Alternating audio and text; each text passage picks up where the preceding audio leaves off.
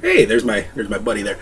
Concept at hand was 2-5-1s, and we were doing them in the key of C. This is something I'm very, very, very into. Jazz is my thing, so I thought I'd make a little video for it. All right, so we gave the basic example of a D minor to a G sound to a C, so you can see the guitar there.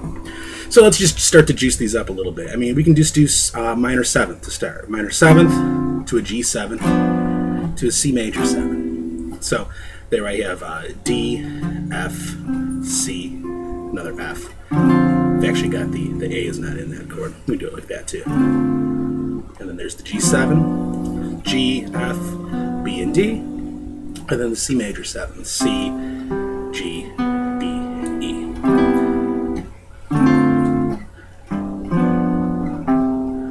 But we can get a lot juicier than that, and that's where the fun comes in. So starting, let's go back to that D minor 7 I showed at the beginning. So here, I had a D minor 7, I was leaving out the A, I don't need the 5th in the chord. And got that F on top. If I play a G13 following that, well, now I've got an E on top, so I got that little half-step motion there. And then I can go back to my C major 7. That's a nice sound. Or, now I can do a D minor 9. So that's D, F, C, E, G13, C major 7. And that E stays on the top of all of those chords. We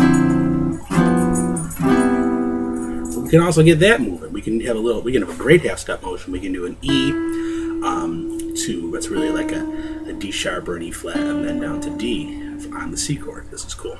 D minor 9. That's a G7 with a raised 5th or flat 13. And then I'll do a C major 9. So the C major 9 is C, and then it's E, and then it's B, and then it's D on top. I love that one.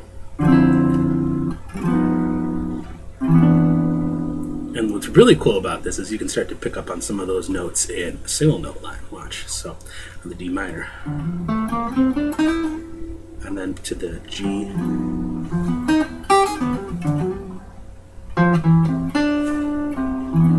There's the C major 9. I love that.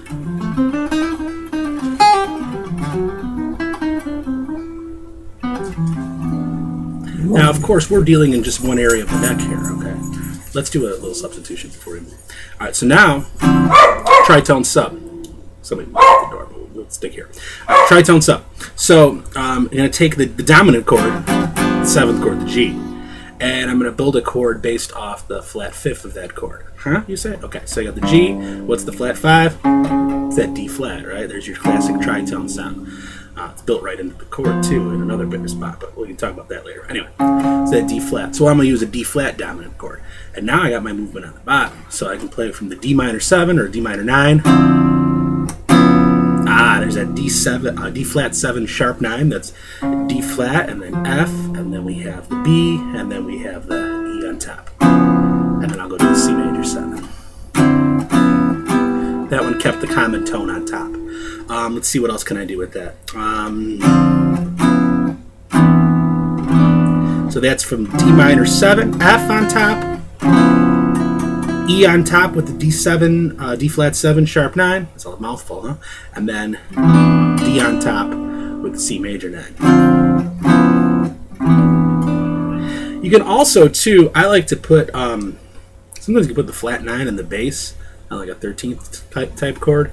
So I take that G13, but instead I put an A flat in the bass. I just like this. This doesn't have that movement button. See that? Yeah. Keeping the common tone on top of the E again. I love that too. Okay. There's a million different ways to do this. Now this is just working in this area of the neck. We can go up higher in the neck too. Let's work up high. So let's start my D, base it off the 6th string. Yeah, this is your favorite, right? I know. Okay, good.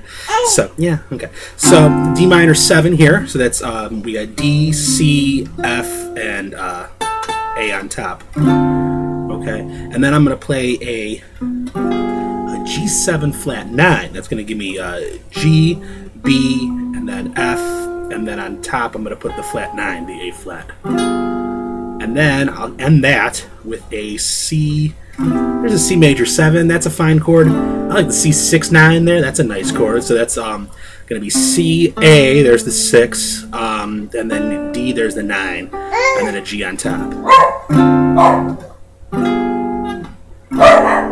But of course, tritone sub again. All right, so now there's my D flat, okay? So let's try something like this. Let's do a D minor 7. There's a D flat 7 flat 5. And then there's the C6-9. So the D flat 7 flat 5.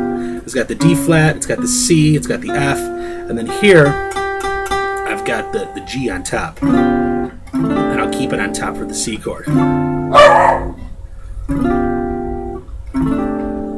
Just so many great little options here. All right.